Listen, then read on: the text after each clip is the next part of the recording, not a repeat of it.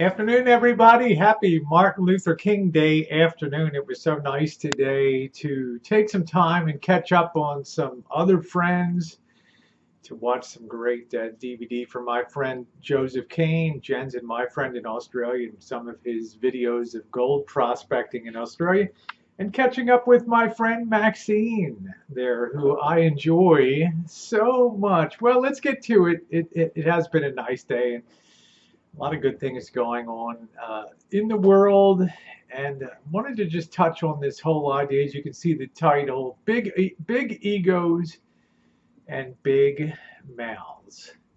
And one of the things that's impressed me, and as I've stated continuously, although I hope I'm around for the foreseeable future on YouTube, as I've mentioned before, given the things that are going on now, it may or may not be is the thing, and I feel free and therefore enlightened to share some observations on things that I have observed. And I'm a nobody on YouTube. Let me just put that right out there, right from the get go.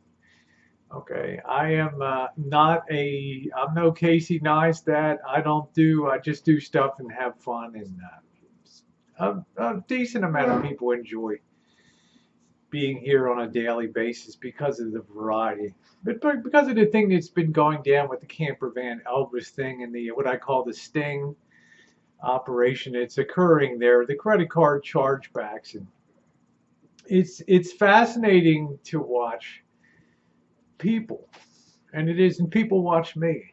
You know, you go into side chats, you do videos, people do videos about you, you do videos about other people, and you have this interrelation here.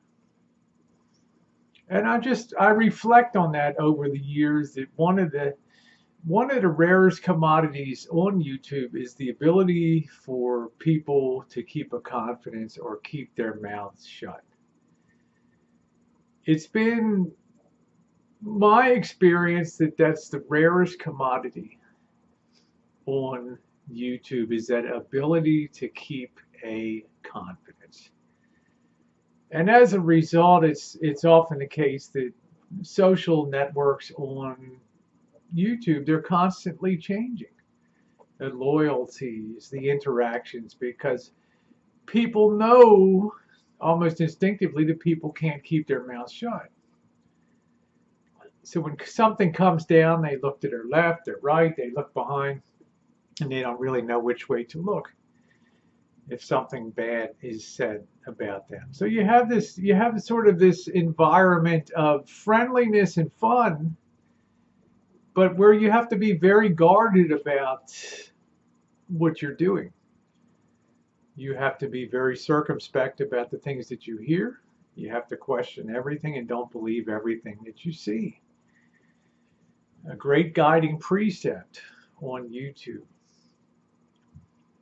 So many times when in life, and I've mentioned this before, if you're going to do something really, what would you say, really captivating, really explosive in a way of drama and a takedown or something like that, which is really what we're witnessing here, the equivalent of chasing a wild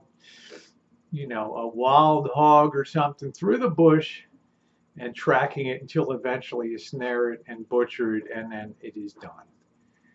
And that's sort of the camper van Elvis scenario now. So in the course of doing things, people talk. People talk a lot. People talk, the cross talk about issues and stuff, and it's a normal thing. I'm in there. I'm in the chat rooms. I'm pounding away on the keyboard because I enjoy it. Yes, I try to moderate it with some other things throughout the day, but I enjoy the chatter of people. I love people. I love interacting with people. But I'm saying the other thing that people have is the big egos, besides the mouths that sometimes and often get people into trouble. Because on the online world of relationships, it's very hard to get the upper ground of approbation or the praise from other people about how great you are. So, given that that's the case, that they don't give medals out for skullduggery and for daring do and for schemes above and beyond the call of duty, the next thing is people pat themselves on the back for the things that they do, and they share that information with friends. And in the sharing of that information, they leave themselves wide open for problems in the future of a magnitude and a derivation that they can't imagine. And I've tried to hint, and I'll continue to hint to people that just because something's over doesn't really mean it. Just because something's over, in your opinion, doesn't mean, in fact, that it may be over at all. It may just be beginning. And what starts out as a small internet, coordinated event turns into something that has ramifications far beyond, the claps and cheers of delight from people. This is the problem. This is why I say people that can keep their mouths shut are very scarce people. Now, if you or I, if I was going to do a organized activity on YouTube and I wanted it to be successful, I would have to resign myself to the fact that no one will ever know. I remember when I applied to join the CIA way back in 1979, 1980, and you think it's hard to join the CIA. It's not. There's posters on every campus that that'll sign up. Then you go take a test in some test center somewhere. And then if you pass that test, that initial round, you're invited to come down to Virginia down there. And then you go through a second round of stuff. And then they give you some real eye-opening stuff when you walk through the headquarters of the CIA. And you see the stars on the wall in front of you. Just stars on the wall. And you think to yourself, what's that all about? And you ask the security guy, what's with the stars on the wall? These are people that have given their life in the service of the intelligence corps, the CIA. And your next question is, they don't even have names. Where are the names? Where's the roll of honor? And the guy's like, don't you understand? This is the CIA. These people, anonymity goes with them to the grave. And that left a real impression on me.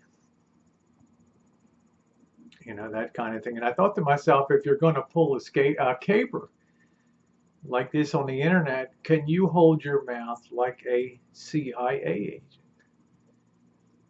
See, if I was gonna take somebody down on YouTube, nobody would ever know about it, right? It would just happen. And you'd go into a chat room and people would be talking about, well, Camper Van Elvis got terminated today. Why? What happened? Did the plastic bottles show up or something else? Right? Everybody would always have that question in their mind. What happened? Right? How did it happen? Because no one would ever get the inside information about what was done. And the plan that was hatched there. That's kind of my food for thought today when you think that things have a very limited circle of influence. When you do something like that and you think the ramifications will never reach outside of our tiny little space on the bottom of YouTube. But the reality can be something far different. People that can keep their mouths shut are a rare commodity indeed. Thanks for watching, everybody. Have a wonderful rest of your Martin Luther King Day, and thanks so much for tuning in.